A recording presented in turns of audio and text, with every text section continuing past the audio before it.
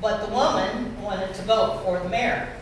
And the cemetery up north, I believe it was at Sunset, it's up north. This lady tells me, she gives me the address, I look up the address, it's a cemetery. And she wants to vote. And she says it's been annexed into the city. Well, you know, I don't have too much humor on election day, you know, especially when somebody's telling me they live in the cemetery. It's not Chicago. Yeah, you know, and somebody's actually living, breathing, talking to me on the line. And so what had happened was the house is located in the cemetery. And so it was annexed into the city and she was able to vote on the mayor. But that's a quick story on how important location is on property. So cemeteries are very interesting. People are always looking for cemeteries. The coal mine maps I alluded to earlier, there are approximately 700 coal mine maps that I have in my office. Some of the coal mine maps would stretch probably from ceiling to floor, from the back wall, probably further on this whole wall. It has the mine shafts, the air shafts, the gas shafts. Luckily, when I first came in to office, for some reason, the good Lord was looking out after me and knew that my history was in Westville. My grandparents were Lithuanian immigrants.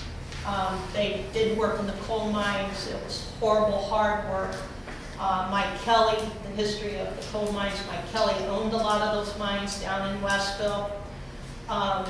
So there was a grant that came available for us to go ahead and digitize all those coal mine maps that are being eaten and destroyed in drawers in the basement of our building. So we sent those out. It was kind of an act of Congress to get the county board to go along with the fact that those mine maps would be leaving. We had to make agreements to get them back or archive them. They did come back in a year and a half. Southern Illinois University, along with the coal mine minerals people, digitized all those coal mine maps, and they are in digitized format. They're in the county's GIS system, but we don't have a GIS coordinator. We're working on that. But they are in there for storage, yes. When you say coal mine, are you talking about that generic term for all mining, because there was a lot of zinc mining that took place down there? Hagler zinc. So when you say coal mine, that's all the mine. And you know what's There's interesting? strip mining. Yes. Yeah, we have all those. Matter of fact, if you come in, you know where the Great Creek area is, the Lafferty Hill area. Everybody in Great Creek had a coal mine, and they recorded their coal mine map, and they didn't want the plane jumped. The industry is concerned about these abandoned coal mines because of the gases that build up in them and the water that builds up in them. And so they want to know where they're at, and basically for mine safety. But anytime you would like to come and look at some of those original coal mine maps, I'll take you down in the basement. It's not a very pretty place, but I'll take you down there and show you these maps. And once we have a GIS coordinator on site, we can show you how those digitized coal mine maps work. Now, the last thing I put here was stallion records. How many of you remember in the day when people actually in this area had horses? They had to register their horses.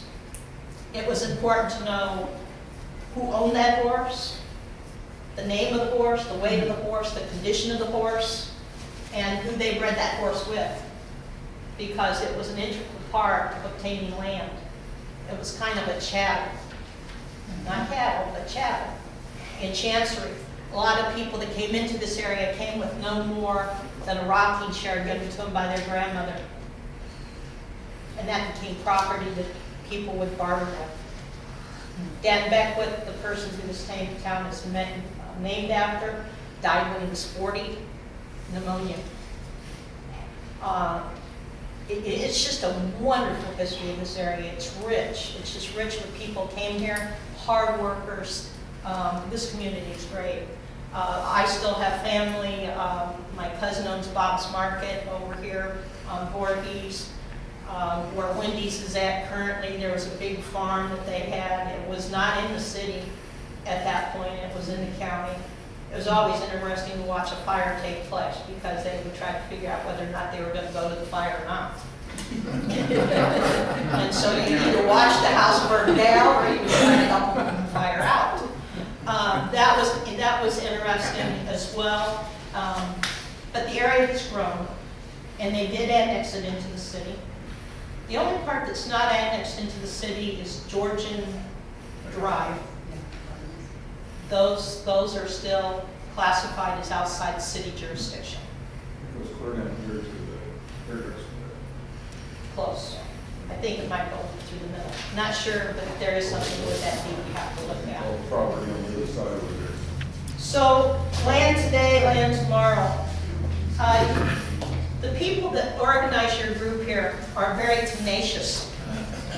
They're in our office, and they know what they're doing.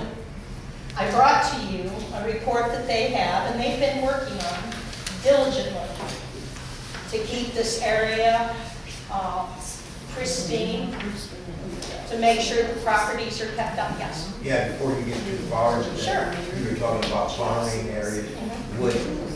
Is it still today on Michigan, east and south of Voorhees? They still have farms there. That is a problem, actually. The city wrangles because some of it is in the city, some of it is not. It bounces in and out. And so there's 2 houses maybe on Michigan that's across from, is it T-Pack? Between Michigan, between Voorhees and Fairchild. Yeah. Now, as long as they live there, they can continue to have livestock, right? That's my understanding. Until they sell it, then we're done. That's what they say. I profess not to be a lawyer, and I would imagine that somebody would obtain a lawyer to argue the point. But that's a valid question because you get into having sheep and cattle into the city jurisdiction, and if they had close neighbors, they would not like that. Any more questions on this segment? I'm moving real fast. I don't want to slow. Yes? Do you have to keep a paper record of everything, you know, with computers and all this now? Do you still have to have a paper record? In our records, we have to obtain from 1826 to mid-1987, we maintain paper records. We maintain records on microfilm cards. We also store a backup set at the Chinook Air Force Base. We store another copy in New York. We're trying to assume that they're not going to get both places. We also stored some in Rock Island, which, you know, they had some flooding there. That wasn't a good thing. We moved that. But we do store off-site. But we do keep paper. But from 1987 current, we're on computer. And everything is scanned, digitized, and backed up. And so far, there hasn't been a challenge to anything. And that's commerce. The paper that I'm handing out to you now is just for your own information. This is some of the labor that your group has been doing. I didn't color yours in yellow like I did mine, but what I did do, anytime that it was in holiday section, I wrote out to the side what the address was. So on the first page, you'll go down, and on the right-hand side, you'll see 925 Hillside. Y'all see that? You like my southern lean? Well, we all see that. Yes, that's right. And so you can flip through there and see some of the houses that have issued a sheriff's deed. Now, I'm not going to say too much about that because we are living in horrible times and depressed times.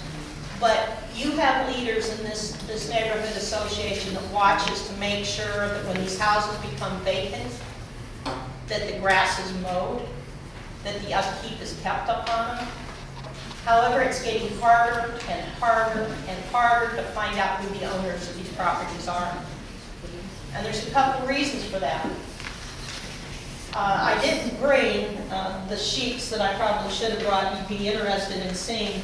But say, for example, on the one first property, one of the first ones you see, the person lives in Danville, in a different section of town and owns that property, and probably more than likely keeps it up.